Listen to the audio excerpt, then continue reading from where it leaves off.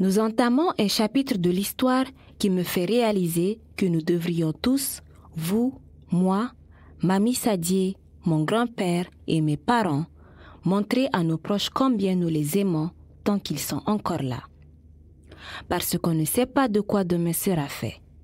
Ce conseil est valable aussi pour toi, Tata Bria, et c'est cool de te voir, de bon matin, pousser la porte de la cafétéria.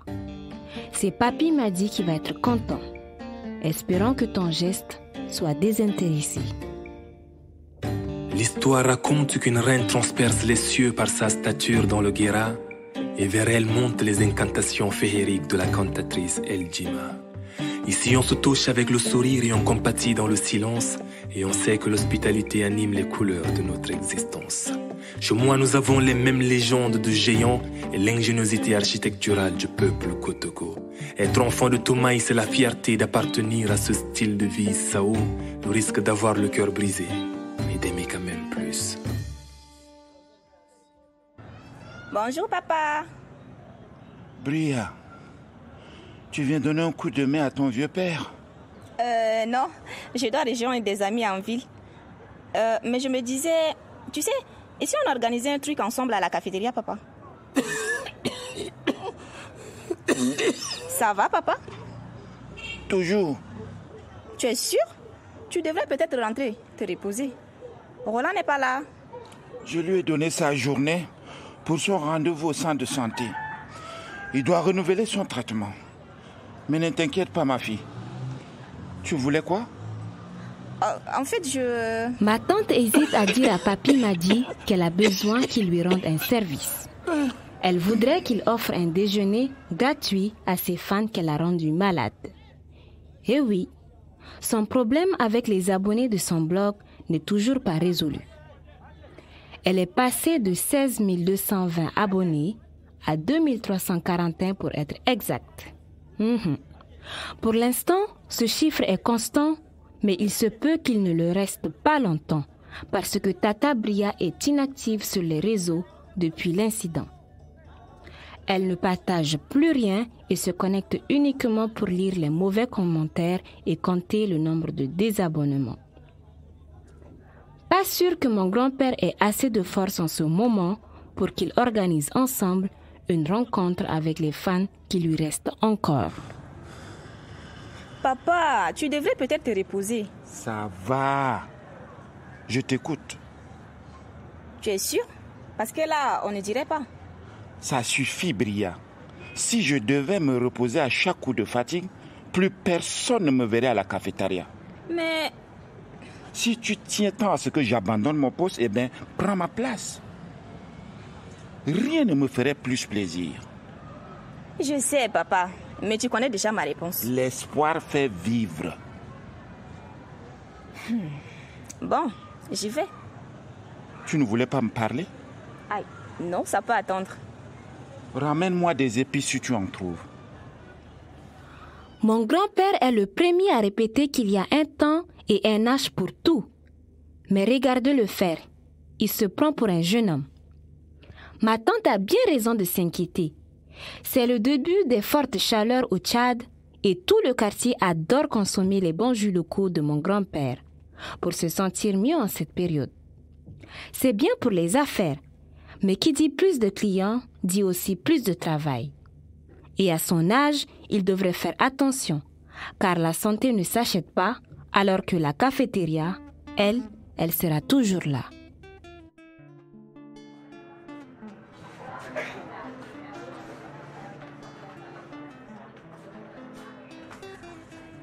Fatimé, vous êtes là pour la suite du traitement de votre fils?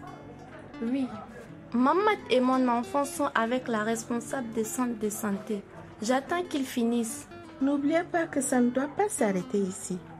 Une fois chez vous, c'est important de dormir sous une moustiquaire imprégnée. Je sais, Bintou. Je sais. J'en avais une, mais je n'utilisais pas. Pourquoi? Qu'est-ce qui s'est passé avec cette moustiquaire? Fatimé, ne craignez rien. Vous pouvez tout me dire. Eh bien, en fait, mon mari, il veut ramener l'argent. Il fait des affaires, vous voyez? Des affaires? Quelle affaire? Avec les moustiquaires. Il a vendu la moustiquaire qu'on vous avait donnée, c'est ça? Mais il a honte maintenant. Il ne refera plus. On sait qu'il faut se protéger. C'est triste d'être passé par là. Mais maintenant, vous savez ce qu'il faut faire pour votre santé et celle de votre famille. Il faut dormir sous la moustiquaire. Et Dr Rita m'avait dit qu'il faut nettoyer régulièrement notre maison aussi. Exactement. Il faut nettoyer votre maison et les lieux proches de votre habitation pour empêcher le développement de moustiques. Il faut régulièrement évacuer vos ordures ménagères et ne pas laisser l'eau stagner dans votre habitation et aux alentours. Oui, avec les voisines, on a déjà commencé.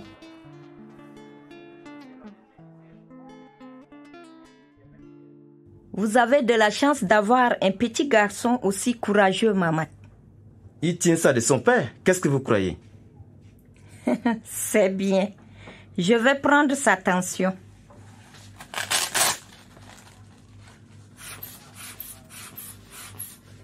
Sa tension est bonne. Merci pour tout, docteur. Mon ignorance a failli tuer mon fils. Je regrette vraiment. Vous devriez remercier Bintou. Bintou? Cette femme? Ça me dérange que quelqu'un comme elle travaille ici. Elle n'a pas sa place. Bintou est parfaitement qualifiée pour travailler au centre de santé. Cette femme m'a manqué de respect. Je ne veux pas la voir à chaque fois que je dois venir ici. Eh bien, il va bien falloir vous faire une raison. Bintou est hautement qualifiée et je lui confie les patients les yeux fermés. Je ne vais pas la renvoyer pour vous faire plaisir. Écoutez, docteur. Tout ce que je peux faire, c'est une médiation. Vous vous entendez parler, docteur? Elle vous manipule. Ne comptez plus sur moi pour appuyer votre dossier d'aide dans les ONG. J'avais dit quoi déjà? Que Mohamed ne me fait plus peur? Eh bien, je retire mes mots. Il semble que ma mère se soit fait un ennemi puissant. Docteur Rita n'a pas insisté. À quoi bon parler à un mur? Par contre, elle est sortie de la pièce soucieuse. Non pas que les menaces de Mohamed lui fassent peur, mais c'est pour ma mère qu'elle s'inquiète. Il ne faudrait pas qu'il garde son nom dans le quartier, sinon plus aucun patient ne s'approchera d'elle. Mais on n'en est pas encore là. Pour l'instant, ma mère a réussi à gagner la confiance de Fatimé et c'est le cœur léger qu'elle rentre à la maison pour sa pause. Bon, Bintou, oui. C'est toi? Oui, c'est bien moi. Ça va, papi Ma Mati? mère fronce les sourcils. Elle trouve que mon grand-père a vraiment mauvaise mine. Mamie Sadie entre dans le salon sans faire de bruit et contemple son mari qui bâille et s'étire dans le canapé. Il y a quoi ici? Ici endormi devant la télé? Bonjour, maman Sadie. Il ne m'a pas l'air bien. Tu as mal quelque part, papa m'a dit? Au ventre. Et je sens que je vais vomir. Oh, c'est normal. Tu n'arrêtes pas de manger à l'heure qui te plaise, au lieu de faire comme tout le monde. Ça fait longtemps que tu as des nausées? C'est digestif tout ça. Il va bien, Bintou. Sadie a raison. Ça va passer. Je vais quand même te faire une petite bassine d'eau chaude pour les pieds. Et ça te détendra. Merci bien, Bintou. Et moi, j'ai mal partout. J'ai passé toute la journée à m'occuper de ma petite fille. Et c'est comme ça que vous me remerciez? Je veux t'en faire une aussi, maman Sadie. C'est qu'elle nous avait manqué, mamie Sadie. Avec le temps, elle a appris à s'habituer aux horaires de travail de ma mère. Elle ne le dit pas, mais on sait tous que ma grand-mère est secrètement fan de ma mère. C'est étrange, je vous l'accorde. Mais c'est avec de petites crises de jalousie qu'elle le lui montre. Enfin bref, ma mère leur a fait de l'eau chaude et bien sûr mamie Sadie a trouvé quelque chose à redire. On ne la changera pas, alors à quoi bon lui en vouloir? On l'aime comme elle est. Du coup, avec toute cette agitation, mon pauvre papy qui avait besoin de calme leur a gentiment mais fermement demandé de sortir du salon. Elles ont dû sentir qu'il avait vraiment besoin de se reposer parce que Mamie Sadie est sortie sans insister. Ma mère l'a imité et s'est dirigée vers sa chambre. Bonjour, Kouma. Bonjour. Ton père n'a pas l'air bien. Tu sais ça? Viens t'asseoir. Il dormait au salon quand je suis rentré. Tu as bien fait de le laisser se reposer. Et toi, ça va? Ça va, ça va. Approche-toi, il faut qu'on parle. Tu es distante, Bintou, et triste ces derniers temps. C'est toujours à cause de la maison? Non. Tu as des problèmes au travail? Non, comment? Alors, qu'est-ce que tu as? Est-ce que tu me trompes? Hein? Est-ce que tu me trompes, comment? Non, non. Qu'est-ce qui te fait croire ça? Tu rentres tard. Tu ignores mes appels alors que tu en reçois tard le soir. Je ne te trompe pas. Jamais je ne te ferai ça. Dis-moi la vérité, comment? Hey, Bintou, je t'aime. Je ne veux pas te perdre. Il n'y a aucun risque. Qui d'autre que toi pourrait me supporter, maman? Kouma! Hein? Bintou, venez vite au salon, papa s'est écroulé par terre. Il ne se réveille pas. Oh? Demain, je montrerai à mon enfant les vestiges de son peuple. Je lui conterai l'histoire des nomades qui l'ont habité, que sur ces terres son grand-père a été forgeron, potier, agriculteur, éleveur, pêcheur, chasseur. Oh, combien grand chanteur, danseur et griot.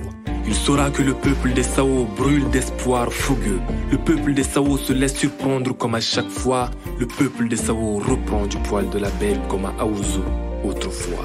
Dans un élan de résilience, de fraternité, d'amour et d'éternel recommencement.